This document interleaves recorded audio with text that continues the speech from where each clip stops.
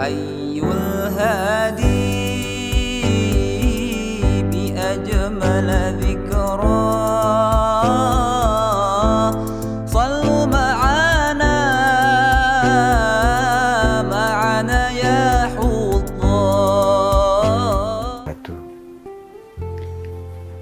Tentu kita semuanya menginginkan bagaimana rumah tangga kita menjadi rumah tangga yang ideal. Suasana hubungan kita, suami dan istri, berjalan dengan baik, dan juga suasana pendidikan anak-anak kita berjalan dengan baik. Kita menginginkan bahwa rumah tangga kita seakan-akan menjadi surga. Surga buat suami, suka di rumahnya, surga buat istri, dan juga surga buat keluarga dan anak-anak kita. Kita tentunya sangat menginginkan menjadikan rumah kita sebagai surga. Baiti jannati.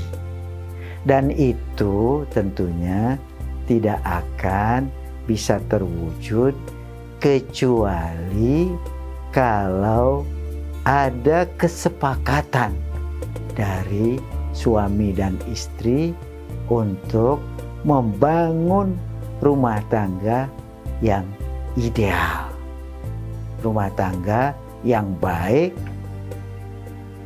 yang diredoi oleh Allah Subhanahu wa Ta'ala. Ayat berikut ini menginspirasi kita untuk membuat rumahku adalah surgaku. Yang pertama dalam surat Al-Ahzab. Perintah Allah Subhanahu wa Ta'ala kepada istri-istri Nabi. Ini juga berarti pelajaran buat para istri untuk meneladani istri-istri Nabi. Ayatnya berbunyi dalam surat Al-Ahzab, "Wadhkurna ma yutla fi buyutikunna min ayatillahi wal hikmah innallaha kana latifan khabir." Dan ingatlah apa yang dibacakan di rumah-rumahmu berupa ayat-ayat Allah, ayat-ayat Quran, dan juga hikmah atau sunnah. Ingatlah apa yang dibacakan di rumah-rumahmu itu berupa ayat Quran dan sunnah. Innallaha kana latifan khabira. Sesungguhnya Allah maha lembut, maha tahu. Nah, ayat ini walaupun perintahnya dari Allah kepada istri-istri Nabi untuk mengingat apa yang dibacakan berupa ayat-ayat Quran dan hadis-hadis Nabi di rumah mereka, pelajarannya agar rumah itu selalu dihiasi dengan membaca Al-Quran, membaca hadis-hadis Nabi, membaca tuntunan yang akan memandu kehidupan kita. Ya, bukankah Al-Quran itu dikatakan oleh Allah Subhanahu wa Ta'ala dia sebagai hudan linnasi wa bayyinatin minal huda wal furqan. Al-Quran itu adalah petunjuk buat manusia. Ya. Nah, hendaknya rumah tangga kita itu selalu terisi dengan Al-Quran. Ya, Quran kita baca, Quran kita baca terjemahannya, hadis-hadis Nabi kita baca, dia sebagai tuntunan yang akan memandu kita kepada kehidupan yang menyenangkan di dunia dan juga kelak akan menyenangkan di akhirat. Kalau kita misalnya berdoa, selalu dalam doa kita, Rabbana atina fid dunya hasanah wa fil akhirati hasanah. Kita minta kebaikan di dunia dan juga kebaikan di akhirat. Kebaikan di dunia itu adalah kemampuan kita bisa beribadah kepada Allah. Itulah kebaikan di dunia. Ketika kebaikan di dunia, bahwa risalah kita untuk beribadah kepada Allah kita tunaikan, maka kita akan mendapatkan kebaikan di akhirat. Jadi ayat ini menginspirasi kita, hendaknya di rumah tangga kita selalu dibacakan Quran, atau selalu kita baca Quran, dan selalu kita baca sunnah sebagai penjelasan terhadap Al-Quran, sehingga langkah-langkah kita ke depan itu selalu dipandu dengan Al-Quran dan As-Sunnah, petunjuk Allah dan petunjuk Rasulnya. Bahkan diingatkan kepada kita, rumah yang tidak sedikit pun terdengar Al-Quran di dalamnya, kal baitil kharib, bagaikan rumah yang udah gak berharga, bagaikan rumah rusak. Kita hiasi rumah kita dengan selalu membaca Al-Quran. Bukan cuma membacanya saja, tapi juga membaca terjemahannya, memahami kandungan isinya, dan kemudian bagaimana kita bisa mengimplementasikannya dalam kehidupan sehari-hari. Di samping kita membaca Al-Quran, kita perlu juga mendengarkan Quran itu ketika dibacakan. Ayat berikutnya menjelaskan tentang ini, yaitu surat Al-A'raf ayat 204. Wa iza quri'al Qur'anu fastami'u lahu wa ansitu la'allakum turhamun. Apabila Quran itu dibacakan, maka dengarkanlah. Redaksinya dengarkanlah, artinya dengarkan dengan penuh perhatian. Bukan cuma dengar. Fastami'u. Kalau dengar fasma'u. Kalau fastami'u, dengarkan dengan penuh perhatian. Fastami'u lahu wa ansitu, dan diam. Jangan sambil ngomong, jangan sambil bicara, jangan sambil nonton TV, ya. Sehingga Quran yang didengar gak bisa didengarkan secara baik. Dengarkanlah dan diam. Dengan mendengarkannya dengan penuh seksama dan dengan diam, tidak mengganggu dirinya dan orang lain, mudah-mudahan rahmat Allah selalu dilimpahkan kepada mereka yang mendengarkan Al-Quran itu. La'allakum turhamun. Semoga kamu mendapatkan rahmat. Itu yang pertama. Yang kedua, kita perlu menciptakan baiti jannati, rumahku adalah sorgaku, membiasakan bermusyawarah dan berdialog dengan keluarga kita. Membangun hubungan yang komunikatif dengan keluarga, dengan anak dan istri. Anak terbiasa, ya, memanggil ayahnya. Ayah biasa menasehati anaknya, biasa berbicara. Nah, ini digambarkan dalam kehidupan Nabiullah Ibrahim bersama dengan Ismail alaihissalam dalam surat Shofat ayat 102. A'udzubillahi minasyaitonirrajim. Falamma balagha ma'ahu sa'ya, ketika dia Ismail sudah mencapai usia yang bisa berusaha, beranjak ke arah dewasa, qala ya bunayya, lalu Nabi Ibrahim berkata, ya bunayya, wahai anakku sayang, inni ara fil manami anni asbahuka, sungguh aku melihat dalam mimpiku bahwa aku menyembelih kamu. Anni asbahuka. Jadi Nabi Ibrahim bermimpi, dalam mimpinya dia melihat dirinya menyembelih Ismail. Diceritakanlah itu kepada Ismail. Ya.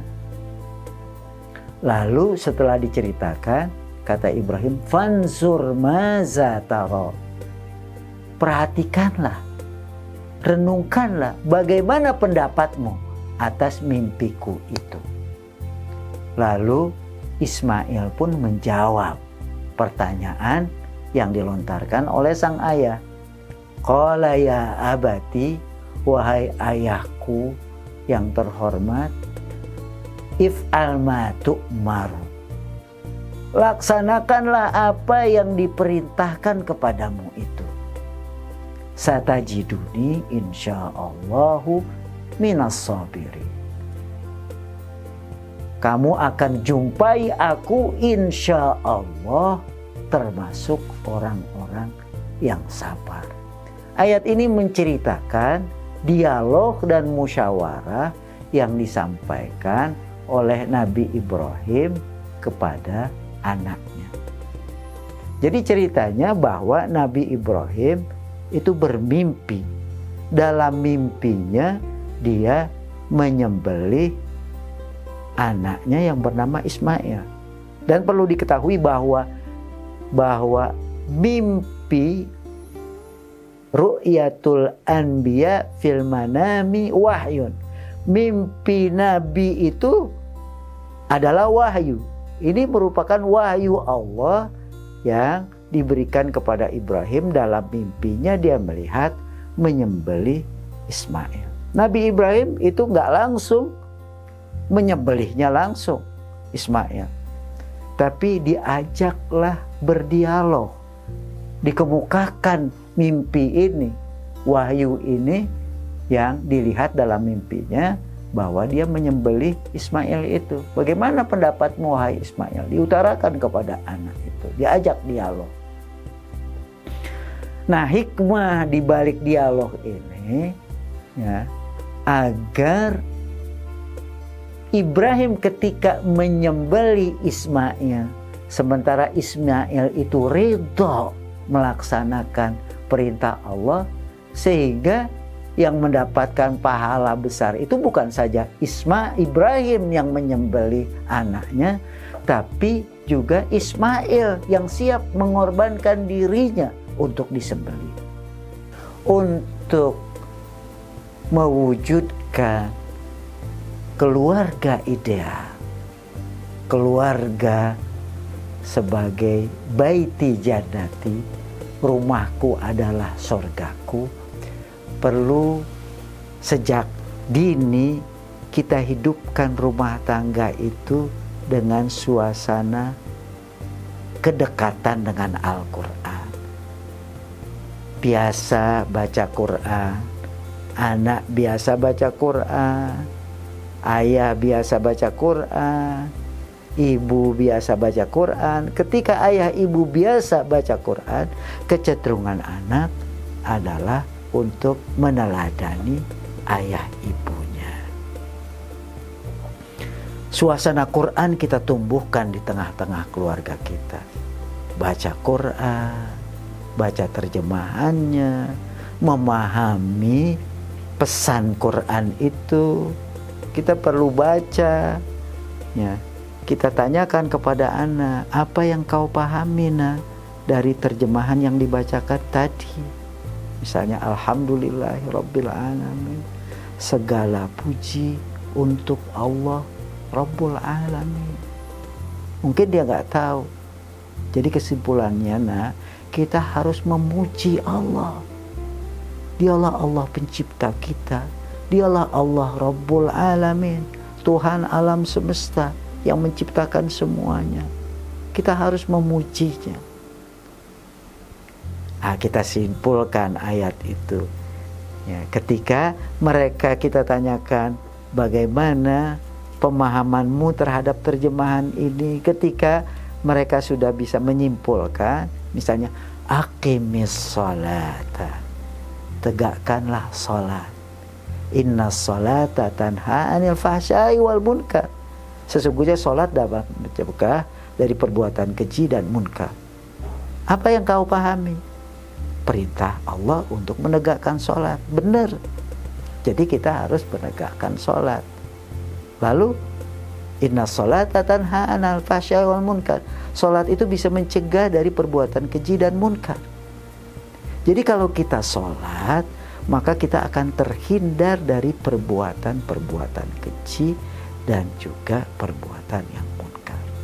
Jadi Quran kita baca, kita pahami, kita hayati, dan kemudian kita implementasikan, kita amalkan dalam kehidupan sehari-hari. Suasana Quran itu harus mewarnai kehidupan rumah tangga kita. Itu yang pertama. Yang kedua, di dalam rumah tangga kita perlu hidupkan suasana harmonis, dialogis. Anak biasa bicara, bermusyawarah dengan istri dan anaknya. Kemana kita akan keluar hari Ahad ini? Kemana Bu? Bisa jadi ibu mengungkapkan, kita ke tempat hiburan. Lalu kita tanya, kemana nak? Lalu anak itu mengungkapkan tempat mainan anak-anak. Jadi ada dua hal yang tidak sinkron. Jadi kita akan ke tempat mainan dan tempat hiburan. Bagaimana kita bisa memadukan usulan anak dan usulan ibu. Nah, setelah itu kita akan makan di mana nanti? Ya, bisa jadi nanti anak-anak pengennya gado-gado saja. Ya, ibunya pengen misalnya di rumah makan Padang misalnya. Lalu kita minta kepada masing-masing usulan anak, kenapa kamu usulkan mau makan gado-gado? Apa alasannya? Lalu kepada ibu, kenapa ibu mengusulkan kita mampir di rumah makan Padang? Apa alasannya? Nah, setelah masing-masing mengungkapkan alasannya, jadi sang ayah menanyakan misalnya, jadi pilihan kita yang mana? Bisa jadi nanti setelah anak mendengar, lalu dia ikut pilihan ibunya. Atau setelah ibu mendengar, maka ibu ngikut pilihan anaknya. Jadi suasana dialogis, musyawarah itu perlu kita hidupkan. Jangan kita sepelekan, misalnya anak-anak ya nggak punya pendapat yang cemerlang. Ya. Jadi kita bangun suasana dialogis di tengah-tengah keluarga kita. Begitulah kita bisa membangun rumahku adalah sorgaku dengan menghidupkan rumah kita dengan suasana Quran, baca Quran, mendengarkan Quran, memahami Quran dan mengamalkan Quran, dan juga kita hidupkan suasana dialogis, ya, suasana bermusyawarah, hubungan yang baik antar anggota keluarga, ibu dengan bapak, ibu dengan anak, bapak dengan anak, dan seterusnya.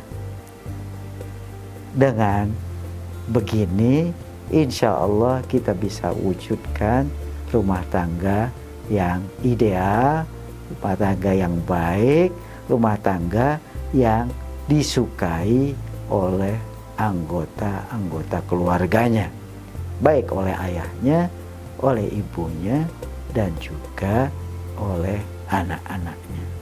Semoga kita bisa mewujudkan rumah tangga yang ideal, menjadikan baiti jannati, rumahku adalah surgaku.